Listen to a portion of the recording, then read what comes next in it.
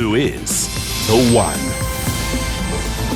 From hundreds of applicants, we've narrowed the field to the top 10 psychics Australia has to offer. We dropped our psychics in the middle of a massive pine forest. There's a rescue chopper waiting for them. Our psychics have just 15 minutes to find the chopper. They've got a map that shows an outline of the area and then something belonging to the pilot. So a personal effect, keys, wallet, something like that. And then our psychics will use that to sense, the right direction. How did they do? Let's have a look. Here are the paths of all 10 psychics, as illustrated by the show. Only 4 actually found the helicopter. The rest of them just wandered around, pretending their psychic power was actually guiding them. My guide said, go straight, go straight, go straight. Yep, over here. Let's go, angels. 2 of them actually came within viewing distance of the helicopter, but their special ability failed to clue them in. I'll go with that. It's pulling me to the right.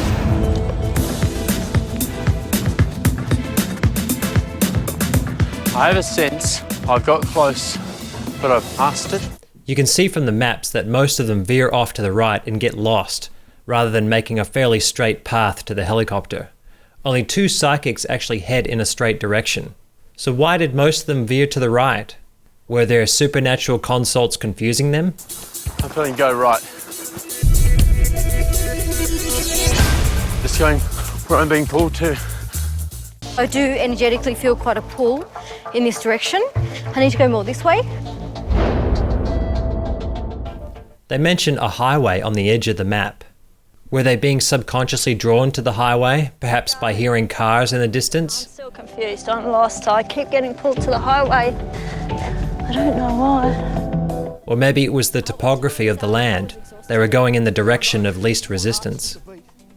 Once a psychic finds a trail or the bush clears a bit, all of a sudden the psychic ability seems to pick up, and they just know they're heading in the right direction. Just going, I'm feeling clearing coming up. I heard the words run.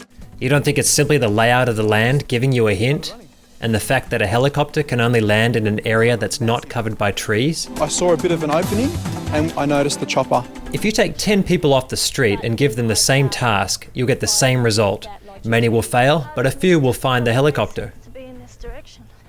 One psychic is supernaturally guided to the helicopter, and look what she finds. I can see her. Oh no. It's a car. Terrible. Back to the start. Remember, these aren't just any psychics, they are the top 10 in Australia. From hundreds of applicants, we've narrowed the field to the top 10 psychics Australia has to offer. What the psychics see in real life always seems to confirm what they saw in their head, but it's always after the fact. Saying that you saw a stream in your mind after you see a stream in real life means absolutely nothing.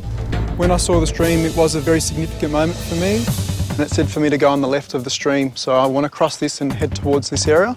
In my meditation, I got a bit of a valley, so I just want to go into this valley area. I had the sun coming through as well, so it feels like I'm heading in the right direction. Clairvoyantly, I saw different trees.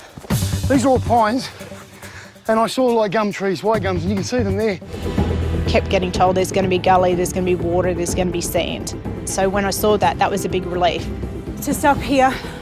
Anything they're sensing from their psychic abilities is a product of their own subconscious, human intuition, and imagination that all of us have. They are deceiving themselves if they think their ability is unique. It's undeniable he went more or less straight to the helicopter within 6 minutes, I think. Yep. But then we had somebody more or less running around in circles. It's just like we've got people and they're looking and some get lucky and some don't. Okay, Stacey, what gets in the way? Fear blocks flow. They have a lot of pressure on them, they're scared, they start to panic, and then they let go of what they're hearing. Okay. All right, Stacey and Richard, let's talk about this first challenge, shall we? Of 10 psychics, 4 found the chopper. We're off to a pretty good start on the one, Stacey.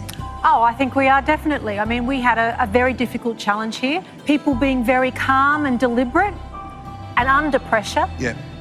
And they nailed it. Right. And they nailed it. Right. Next we move on to cold readings performed on audience members.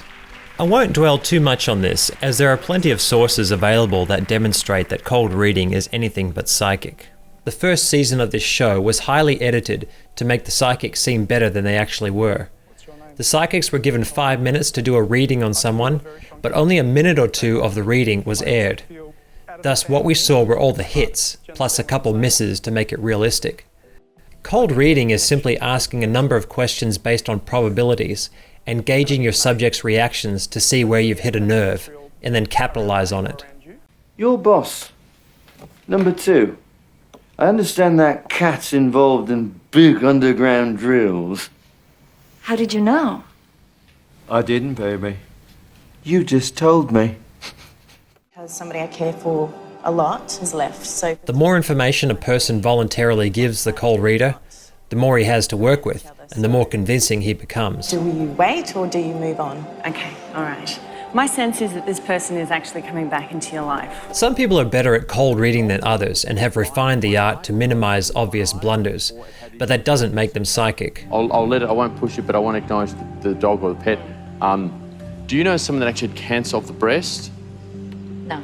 That's still here? That's still in the physical world? No. Okay. I get that you wrote her a letter when she passed. Can you understand that?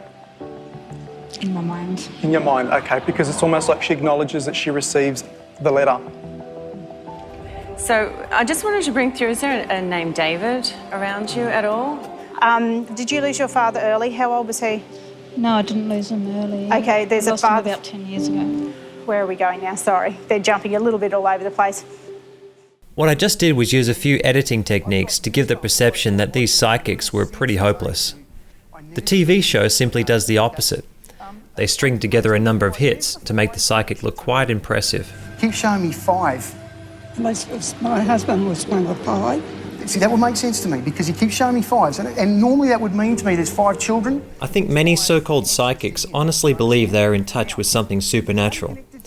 They've unwittingly practiced these cold reading skills, thinking they were actually honing their psychic abilities. They've built an entire belief system around their abilities, figuring out what methods work for them and what doesn't. The belief system allows them to easily explain away any shortcomings, and they do so fully believing their own excuses. Is he was doing an awful lot of fishing, and some of those things the lady in question could pick up on. And if you ask her now, she will forget most of what Michael said, but remember the few things that she interpreted to be true in her life. Enough said. And they nailed it. Right.